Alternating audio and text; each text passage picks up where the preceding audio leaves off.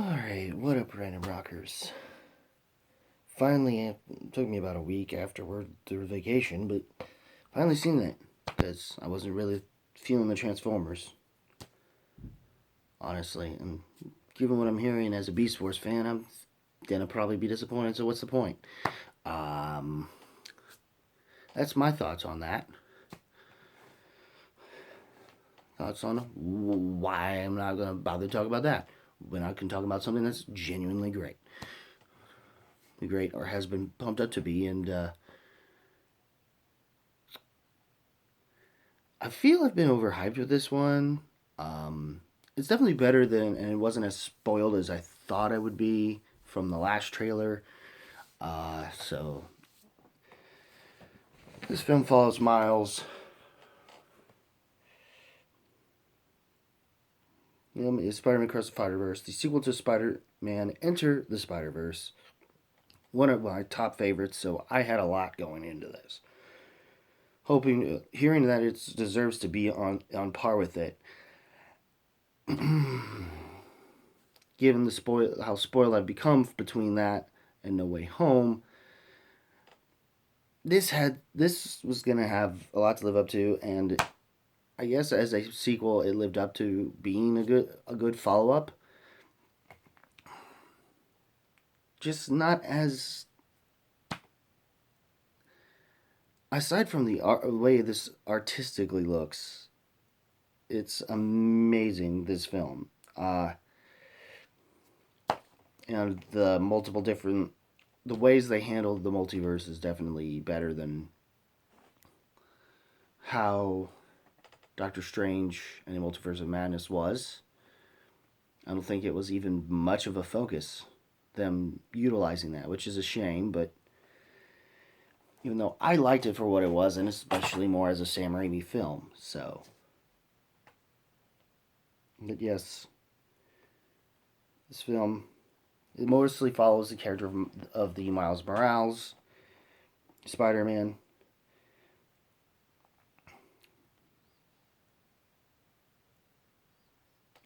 And, and of course, once again, Phil Lord and Chris Miller are involved with this project, which I think plays a huge part in why the last film did as well as it did, and it's clear that here. I, I, I will.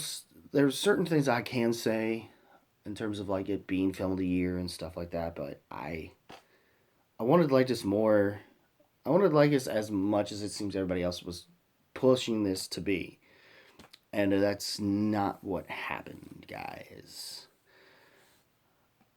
I will say I had a fun journey throughout this thing in a similar sense of how I felt with the last movie I wound up seeing, which I believe was John Wick Chapter 4. So, and I found that slightly more satisfying. Which is a shame to have to say, because I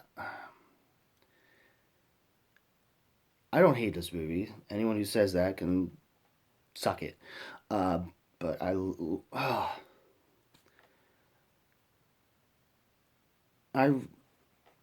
a lot of the thing I wasn't able to get pulled in the emotional beats as much because there was so much happening.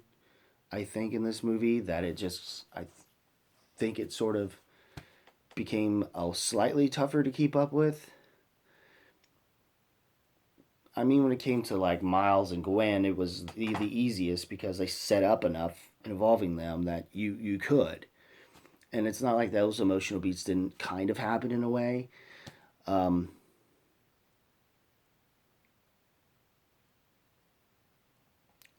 and it didn't.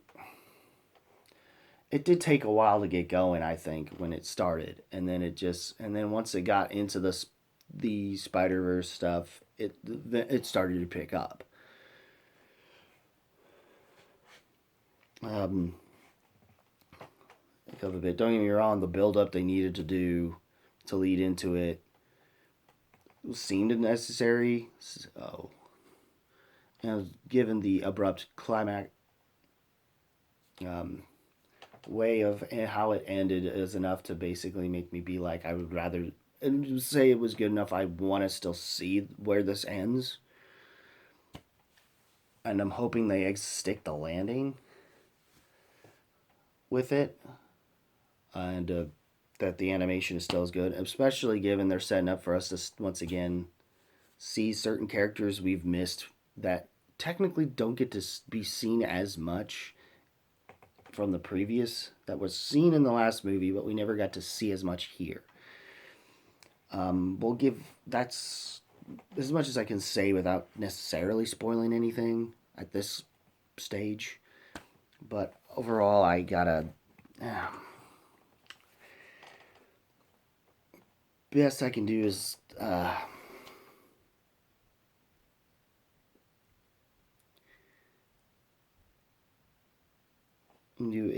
a light to very strong horns up.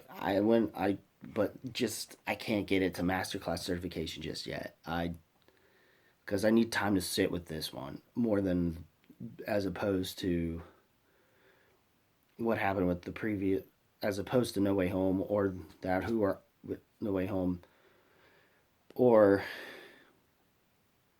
the previous film and Into the Spider Verse, because there was just something to the way that was done. Plus, I had a different experience and it was in 3D, and like I got to see this more in 3D. I didn't get a chance to, if there was an option with that.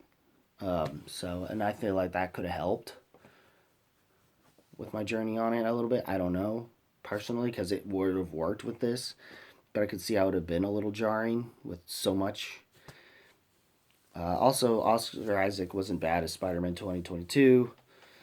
You see his why he's good, at least as a more antagonistic character, not as so much a villain, because he's not really a villain necessarily. That's really more one of the other characters that are in here that you would think would be more villain of the weekish. We'll get to that in a minute, and which is now your spoiler alert in 8, 7, 6, 5, 4, 3, 2, 1. You've been warned.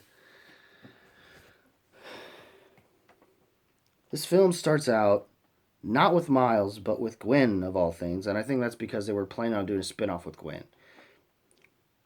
And it just didn't work out, and they decided to put it all in with this one.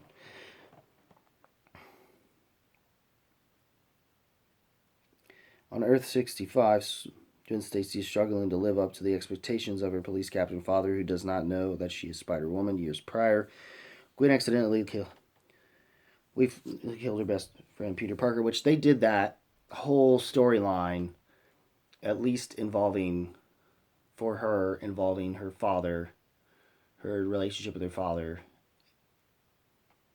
and what happened with Peter having become the Lizard. Lizard, and unfortunately died because of her kind of being jealous, knowing she was Spider-Woman, basically.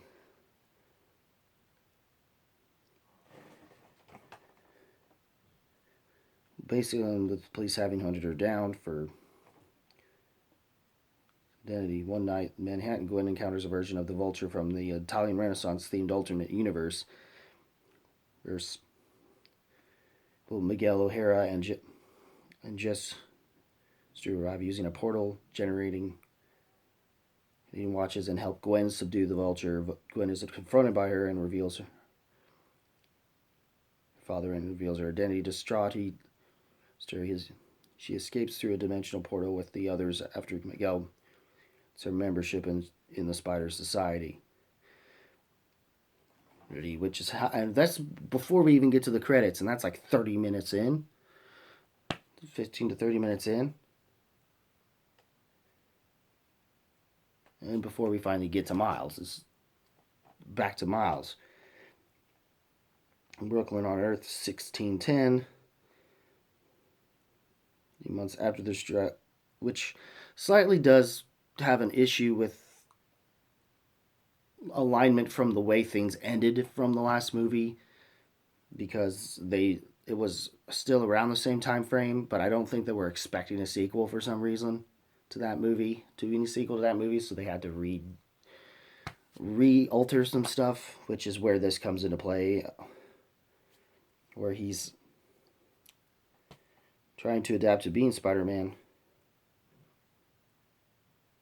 while missing Gwen and struggling to live up to his parents' expectations. He encounters the Spot, whose body was infused with Portal Alchemix Collider explosion from the last movie.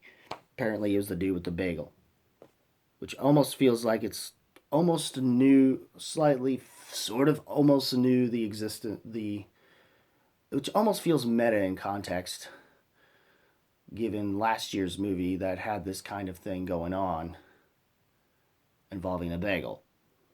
Those who don't know, that movie wound up being pretty high up there for me as well. It's one of my better movie experiences of last year. And my top film of that year. You'll know what I mean. Everything, everywhere, all at once. There you go. Blaming Miles for his dilemma, the Spot brings Miles to Alchemax and reveals the spider that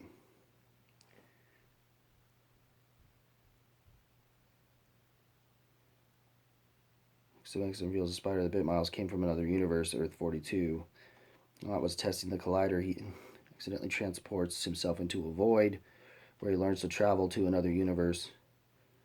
Universes containing the Alchemix Collider to use them to empower himself. Gwen travels to Earth 1610, reconnects with Miles, though she's secretly across the dimensions. And I loved how they made him that villain of the week to start with before they basically built him up into being the villain that he is. It is by the end of this. And of course, we do get these nice little moments with his parents, which was great. Character building for his mother, which we never got a whole lot of from the last film. And how the relationship, the whole thing between him and Gwen, I actually liked. Some people wanted to kind of CW drama compare it, and I'm like, come on, bullshit. You can't do that with the Spider-Man Gwen thing. You can't do that. Fuck you. Anyways, and then we somehow wind up in Mumbai, India. Miles follows her, and they team up with the Spider-Man tier Prabhakar and Hobby Brown against which was the introduction of Spider-Punk, which a lot of people liked. I thought it was fine. And he had an interesting art style, that's for sure, with a very newspaper-ish, collage-ish, against Spot, who successfully absorbs the power of the world's collider. Miles is with a vision of his father dying at the hands of the Spot before the Spot escapes.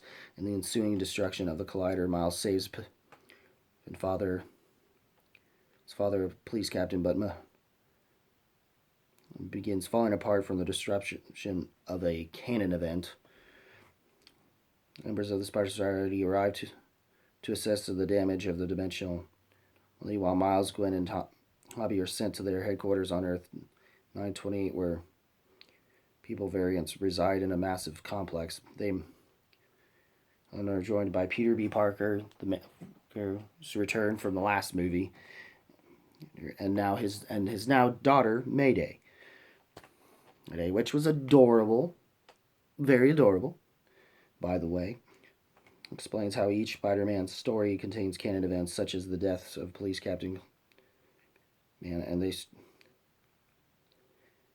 multiverse. Miles realizes the death of his father, who is set to be promoted days, is a canon event. Miguel argues with, and this is where you understand both sides, and I think the priority more is that they should be stopping Spot. And even I'm going to more agree with Miles, because they should be stopping Spot because he's more of a threat to not just him, but the entire fucking thing. And I think they should stop him and not worry about that.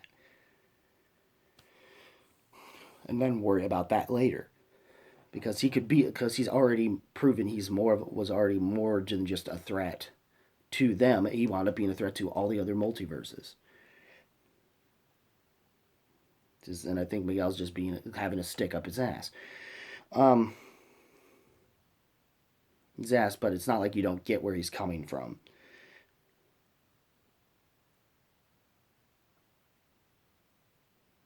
Or at least better than any other more antagonistic characters. Miles realizes the death of his father, who's a canon,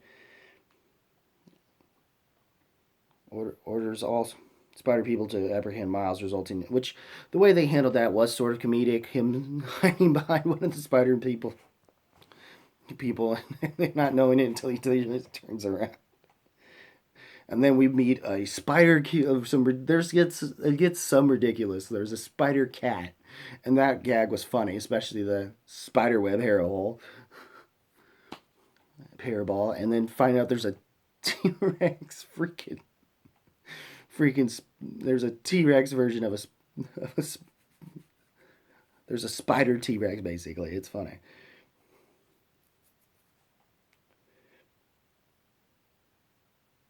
So amongst other things, we finally meet Ben O'Reilly, who's of course a bit of an even way more of an edge lord compared to Spider Noir.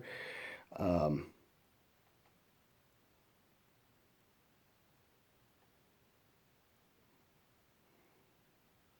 pins Miles down.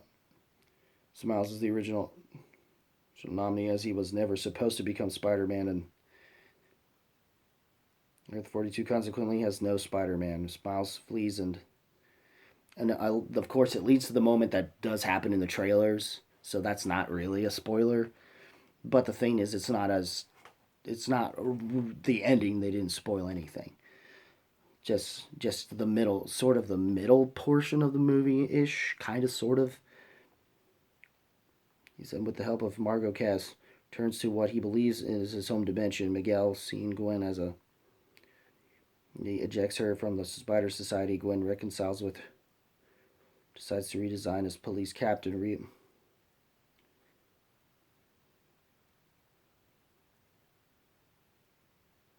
Diverted, Gwen decides to aid Miles, leaving Earth 65 with a bootleg portal while watch Hobby left her. And so turns to his apartment. He reveals to his mother that she does not recognize. After glitching, encountering Aaron Davis, he learned that his father has already.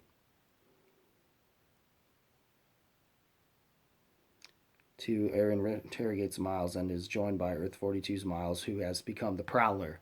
Which, by the way, there was all speaking of Prowler. Apparently we had a sort of we had a couple live action cameo things. One involving the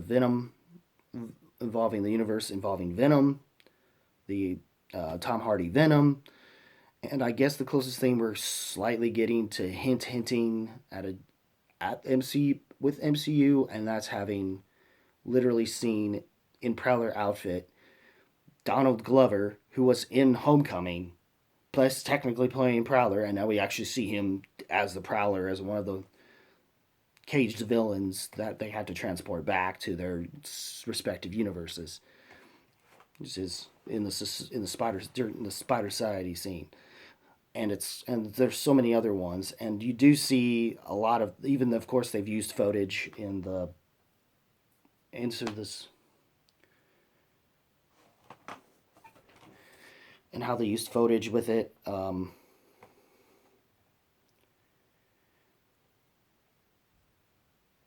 Ben Riley traveled to Earth 1610 in search of Miles just as the spot arrives and begins his attack. After sending Ben to another dimension and speaking with 1610, Gwen assembles a spider team to find Miles, consisting of Peter B., Mayday Puppeteer, Hobby Margot,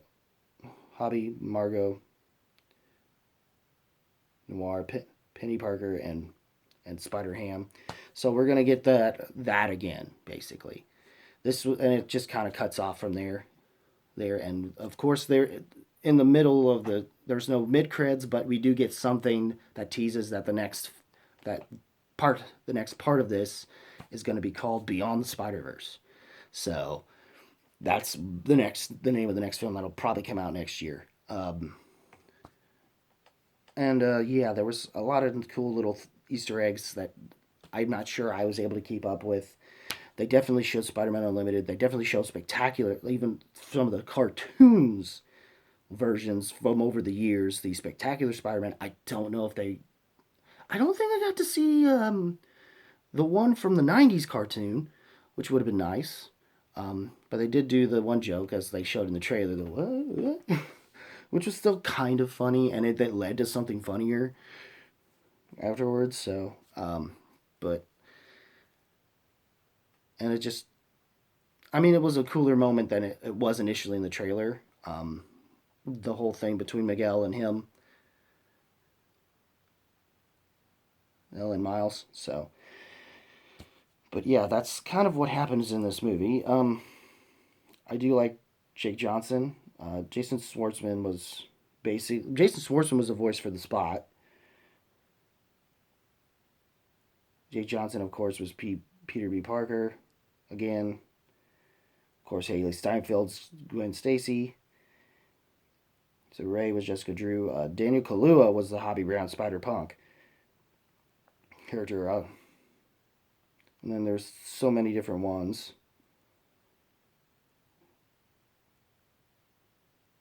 So it's a lot to bring in, but as a Spider-Man fan, I think it still works as that. But overall, like I said, I enjoyed this film. I wanted to enjoy it a little more than I thought going into it, but it's still worth checking out regardless. And I think the animation style, though I can see if some people have an epilepsy issue, this might not proceed with caution, possibly, because there's just a lot happening.